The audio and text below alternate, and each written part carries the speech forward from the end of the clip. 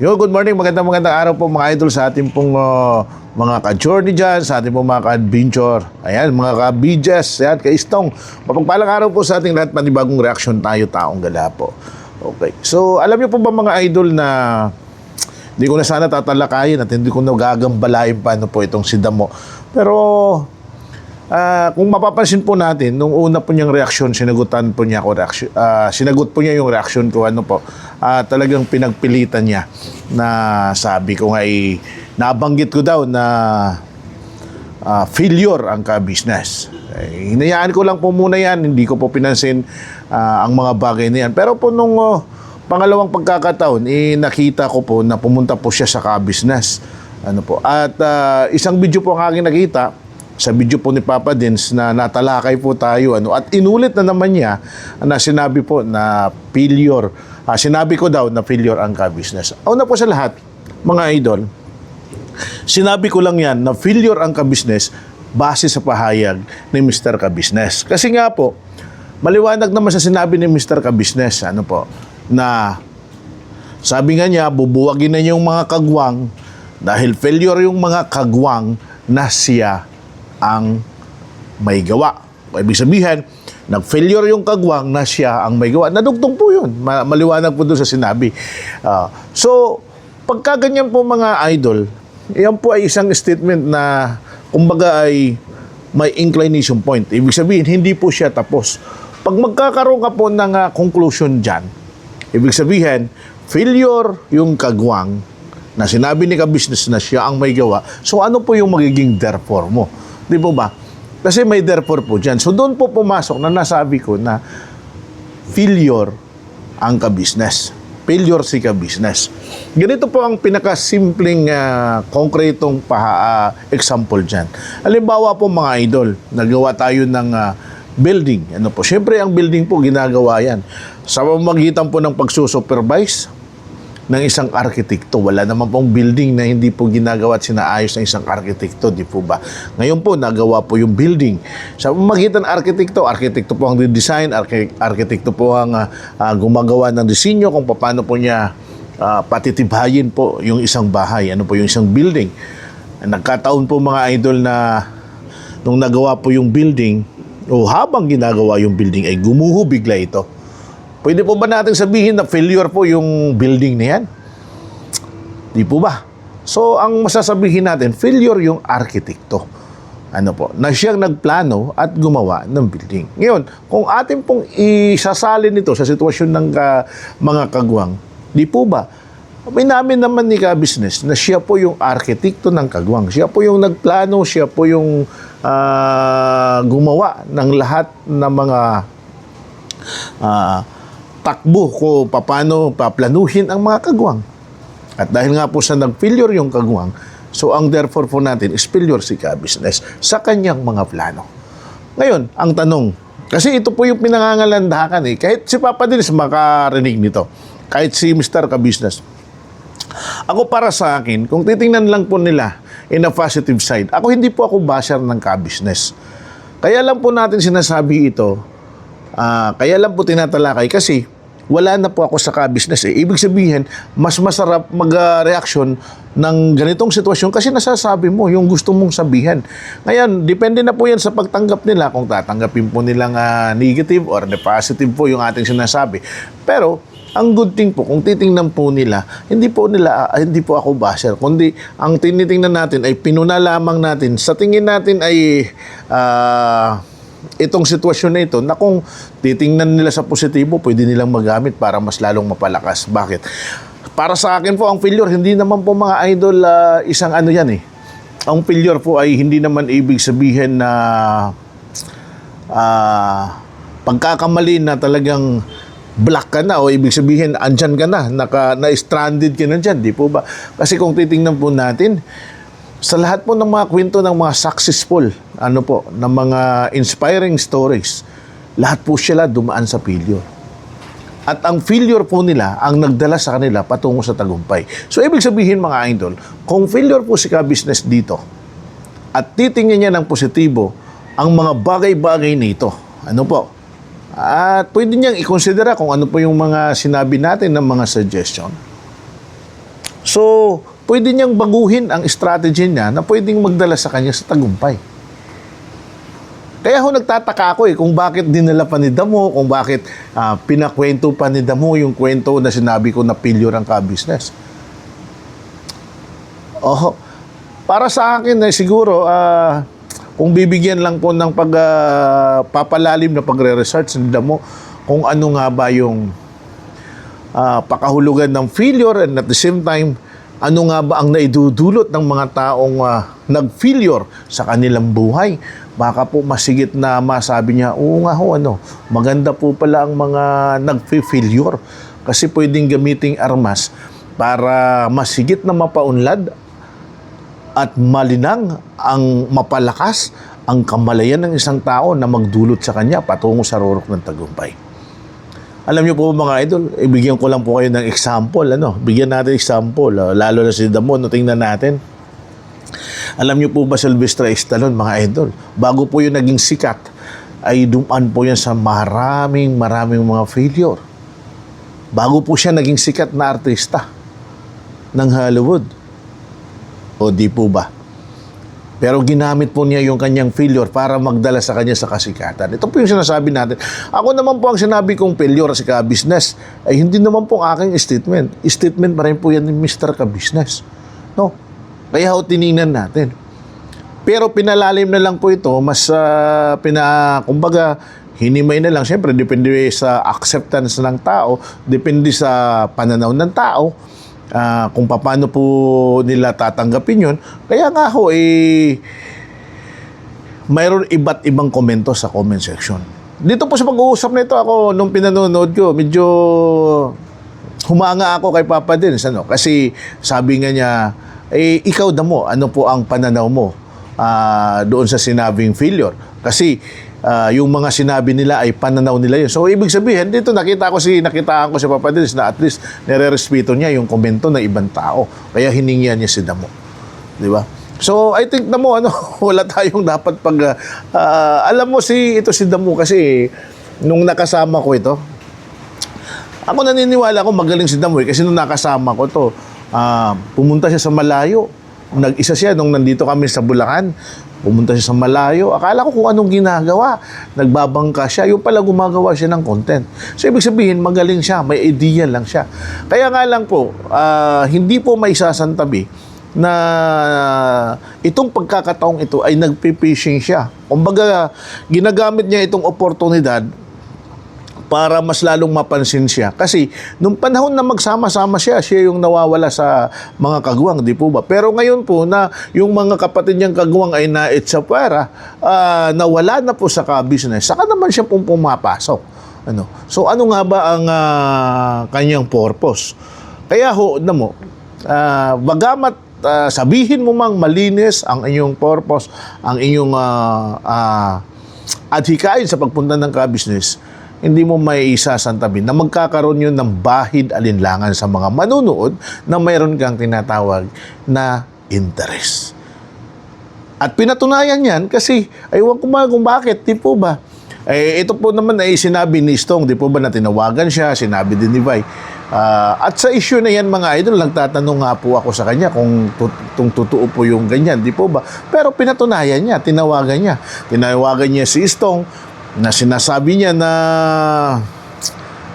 gamitin yung pagkakataon para umangat ang kanilang mga views. At ito yung po nakakatakot. Ang mga ganitong klaseng vlogger, ito po yung nakakatakot. Kasi sumikat na sila, mga idol. Halimbawa, ipagpalagay natin, sumikat na siya. Lumaki po yung kanyang viewers. So, ibig bubang sabihin, dahil nagawa niyang gamitin yung mga manunood, gamitin yung emosyon ng tao, gamitin yung sentimento ng tao sa isang sitwasyon para lang umangat siya, pwede niyang gawing uli. Yan po yung nakakatakot. Ang pagiging vlogger po naman ay kailangan maging responsable tayo sa lahat ng ating mga opinyon at siguruhin natin na ang ating pong mga bibitawang salita ay hindi po para lang sa ating personal na interest, kundi para po sa kapakanan ng karamihan upang sa ganun ay maliwanagan po ang mga issue na tinatalakay natin. Kaya nga po tinatawag na reaction, commentary. Kaya ho nagko-comment tayo dahil nakita tayong issue na sa tingin natin ay meron tayong opinion na kailangan maiambag, malay natin makatulong sa mga tao, mabuksan ang kanilang kamalayan. Pero kung gagamitin natin na sabihin, uy, maganda ito medyo mainit ito kasi mainit po yung sapin ng kagwang, sasabihin, sige, ganito gawin natin. So, plenano, hindi tayo lalayo sa mga scripted content. Yan po yung natin, yan po yung kailangan natin iwasan kasi nga po, di po ba? Si Mr. Ka-Business nga ho, binabato ng scripted content. Pero hindi po natin sinasabi kung totoo ba ito o hindi, dahil hindi naman ito tinatalakay ni Mr. Ka-Business. Kaya nga lang, itong ganitong pagkakataon na katulad ni Damo dahil nandun siya sa ka-business, di mo tuloy mapag-isip-isip ang tao na saan kaya nagka-idea si Damo sa ganitong mga pagkakataon, sa ganitong mga ideya, di po ba? Pero ako naniniwala kung matalino si Damo. Kaya nga lang, sayang yung mga pagkakataon na lalaruin mo ang damdamin ng tao. Ito po mga idol, hindi na po ito hindi na po ito kwento-kwento dahil mismo natawa nga kumbaga parang na-knockout si Papa Dins doon Ninana lang niya sa tawa nang inamin niya na tinawagan niya si Stong. Na bigyan ng reaksyon, reaksyonan mo parang gano'n na magpapalitan ng reaksyon para lang umangat ang views, napakahirap po ng gano'n na gagamitin natin yung mga emosyon ng tao upang makaangat tayo. Kasi iyan po naman ay kumbaga hindi mawawala na ang ating pong interest sa pagbablog ay para po sa ating pangsariling kapakanan at para lamang sa revenue. Tandaan po natin na napakahirap po. Idol Damo, napakahirap po mag-vlog. Kasi po ang nakasalalay po sa balikat mo ay ang responsibilidad sa iyong mga viewers kung paano mo sila bibigyan ng mga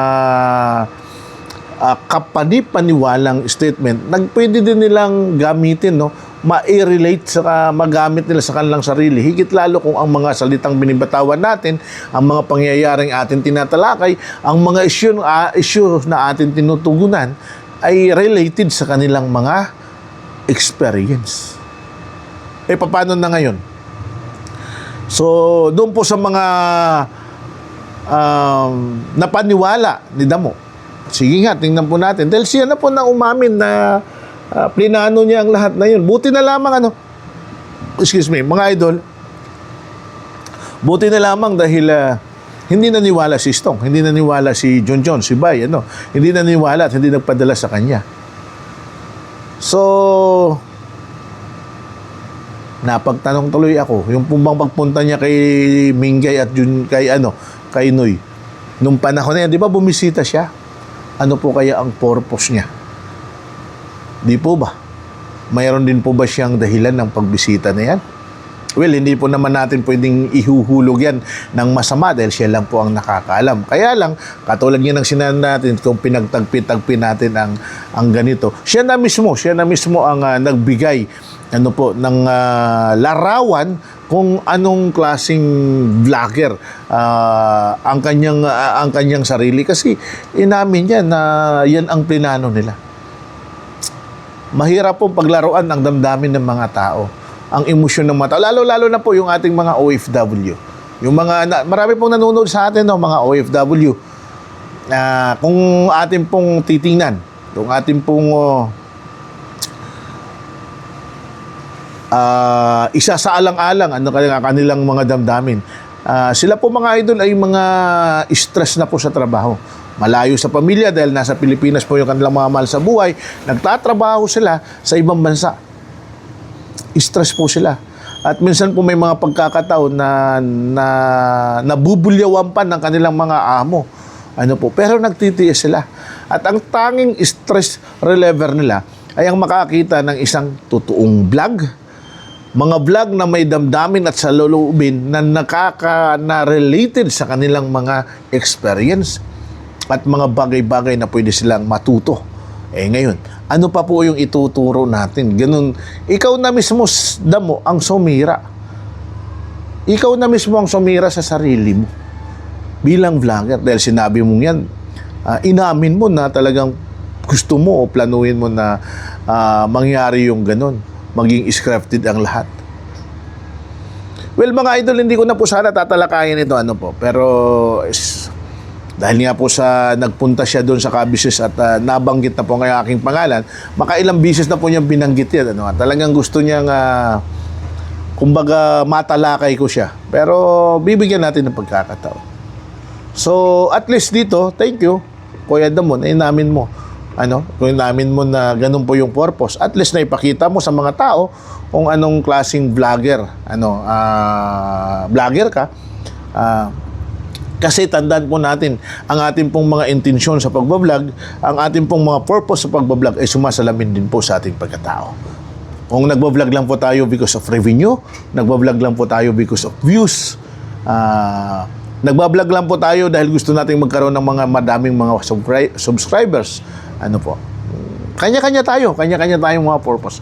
Pero mga idol, the reason why na tayo po, ay patuloy po tayo na nagbibigay ng reaksyon sa mga issue. Hindi po natin kumbaga binabas dito ang kabisnes. Kaya nga lang nababanggit dahil kumbaga yung pong mga tinatalakay nating mga issue ay magkakaugnay po. May kaugnayan po doon. At ang ating pong mga followers ay mayroon po talaga tayong mga solid na mga followers na mga kabisnes. Silent supporters at followers ni kabisnes na mga solid sa atin. Mayroon din po tayong mga followers na from kabisnes ngayon nagbago na. Napunta ng journey, napunta sila ng adventure, napunta sila kila Bayan Junjun, napunta sila kila Istong. Andyan lang sila. Pero pag ganitong mga issue ay nag-iisa. Tayo po naman mga idol, maasahan po ninyo na hindi po tayo tatalakay ng mga issue na para lamang sa ating pansariling interest. Kasi po, ang pagbablog po natin mga idol, ang layunin lamang natin ay makatulong na maresolba ang mga bagay-bagay. Kaya nga katulad nyo ng sinasabi ko, sana kako one of these days ay makita natin na nagsama-sama muli, kahit man lang isang bisis na collaboration. Sila Istong, sila Vai, sila Entoy, sila Jonjon, sila Kuya Noy, Mingay. Nagsama-sama po sila. Iyan po ay isa po sa ating mga dinadasal. Bagamat tadhana at panahon po ang magtatakda kung kailan po mangyayari ang bagay na yan. At tayo po naman ay masaya mga idol, nakapunta tayo sa lugar nila Bay. Bagamat hindi po nagkataon o binigay ng tadhana na magkita kami kasi gabi na po kami nung dumating. Pero ang pinakamaganda doon, at least alam ko yung lugar nila, at least alam ko kung saan sila nakatira, madali na po sa akin. Nandito lang naman po sila sa Bulacan, nandito lang po sila sa Pulilan. Sila Kuya Noy ay nasa San Miguel, Bulacan. So, madali naman po sa akin at mayroon tayong sasakyan. Si Isto nga po ay gusto nating mapasyalan din. Ganda kasi ganda ng lugar. At higit sa lahat, isa po sa napakagandang mapasyalan ko ay sila Intoy at Nika dahil nabibighan niya ako sa kanilang lugar. Ang dami pong mga possibilities na ma-vlog. Nasa gilid ng dalampasigan. Napakaganda po yan. Kumain ka ng mga sariwang isda. Ayan. So, yun mga idol, hanggang dito lang po muna. Natalakay lang po natin. Kasi nga po, gusto lang natin liwanagin yung paulit-ulit po na sinasabi ni Damo na sinabi ko daw na failure ang kabisnes. So, ang sabi ko po ay failure ang kabisnes, doon po ang pinagbatayan natin. Again, yung pong sinabi po ni Mr. Kabisnes na siya po yung nagplano, siya po ang kung paano magawa ang kagwang pero hindi po siya nagtagumpay. So ngayon, kung tatanungin ko kayo, sino po ba ang failure? Ang kagwang o ang kabisnes? At kung sa bagay na yan, nasabi natin na failure si kabisnes, ano hong masama doon sa pag-failure niya? Di po ba? Dahil mas maganda nga sa totoo lang na para sa akin, kung nag-failure tayo ng maraming pagkakataon, mas maganda po yan. Bakit? Kasi may chance tayong matuto at mas lumago, maging malakas at magtagumpay. Kaya sa patuloy tayong na nakakatamasa mga idol na hindi tayo nag-failure. So, at tayo po ba'y perfectong tao? No? So, okay. Dito lang po muna tayo mga idol. Sana po ay pa-comment naman po sa ilalim para po malaman ko ang inyong komentaryo. Liwanagin ko po sa inyo, hindi po ako vasyang ng ka-business. Pero ang sa atin lamang ay makapagbigay ng ilan pong mga talakaying issue na makakapagpaliwanag po sa lahat. Pero kung patuloy pong nababanggit din ang ating mga pangalan sa anumang usapin ay andito lang po tayo. Siyempre, mas pinapaliwanag natin yung kasagutan din natin. Hindi tayo pwedeng manahimik dyan dahil paulit-ulit pong binabanggit niya ang ating pangalan sa paulit-ulit na vlog. Okay, so ayan, thank you so much po, and please do connect and follow po mga idol. Si Intoy at Nika, suportahan po natin. Si Kuya Noy, si Ate Mingay, pakisuportahan po natin. Bayan Jojo, kagadoy po si Istong mga idol, suportahan po natin. At syempre, ang yung nag-iisang taong gala. God bless us all, mapagpalang araw sa ating lahat. Bye-bye po muna.